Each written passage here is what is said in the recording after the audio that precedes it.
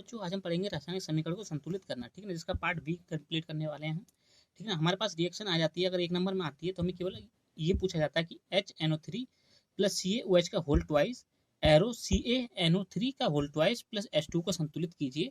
ठीक है ना, तो एक नंबर में आता है तो आप केवल कितना लिखेंगे, इतनी लाइन लिखेंगे, आगे का कुछ भी नहीं लिखना है आपके लिए।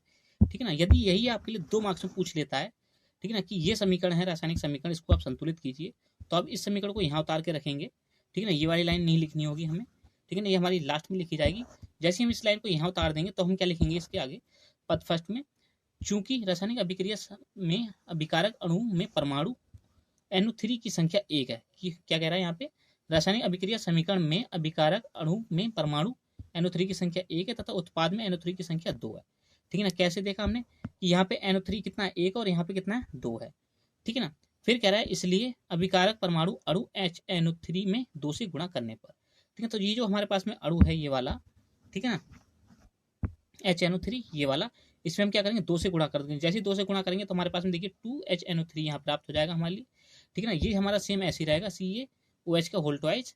ठीक है ना, और ये भी हमारे पास सेम नीचे उतर आएगा ऐसे, और ये भी हमारा H2 ऐसे ही आ जाएगा। ठीक है ना, अब हम क्या करेंगे, देखेंगे हमारे पास में कौन सा डबल पद हो रहा है। ठीक है ना, यहाँ पे देखिए Ca1 है, Ca1 है। ठीक है ना, NO3 का होल ट्वाइस, NO3 का होल ट्वाइस हो गया। ठीक, क्यों यहाँ पे 2 हो गया। अब यहाँ पे देखिए हाइड्रोजन यहाँ पे कितने, 2, और यहाँ पे कितने, 2 ये वाले हाइड्रोजन और 2 ये वाले हाइड्रोजन, कितने हो रहे हैं, 4 हाइड्रोजन हो रहे हैं यहाँ पे। ठीक है ना, तो दूसरे पद में हम क्या करेंगे, चूंकि अब उत्पाद में हाइड्रोजन परमाणु की संख्या कितनी है, 2, ये हमारा उत्पाद। ठीक, जबकि अभिकारक में हाइड्रोजन की संख्या कितनी है, 4, यहाँ पे कितना हो रहा है, 2 और 2 ये कितना, 4 हो गया। ठीक है ना, अतः उत्पाद अणु H2O में, ठीक है ना, 2 से गुणा करने को, ठीक है ना, इसमें क्या करेंगे हम, 2 से गुणा करेंगे। जैसे इसमें 2 से गुणा करते हैं हमारे कितना प्राप्त हो रहा है, 2H2O।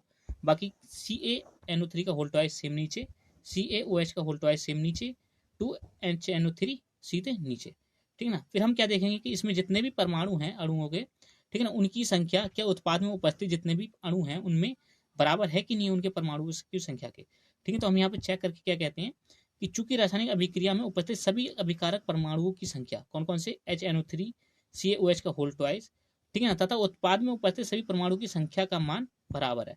मतलब जितना इनका मान है इस साइड में, ठीक है ना, उतना ही मान क्या है इनका भी इस साइड में है। ठीक, इस आधार पर हम क्या कह देते हैं, अतः यह रासायनिक अभिक्रिया समीकरण संतुलित हुई। ठीक है ना, तो इतना ही हमें लिखना होता है, केवल हमें क्या करना होता है, यहाँ के परमाणुओं की संख्या इसके बराबर करनी होती है। ठीक है ना, चलिए आज के लिए इतना ही है। ठीक है ना, अगर आपके लिए अच्छा लगा तो प्लीज़ लाइक कीजिए, वीडियो को सब्सक्राइब कीजिए। ठीक है ना, और अपने फ्रेंड के लिए शेयर कीजिए। All the best.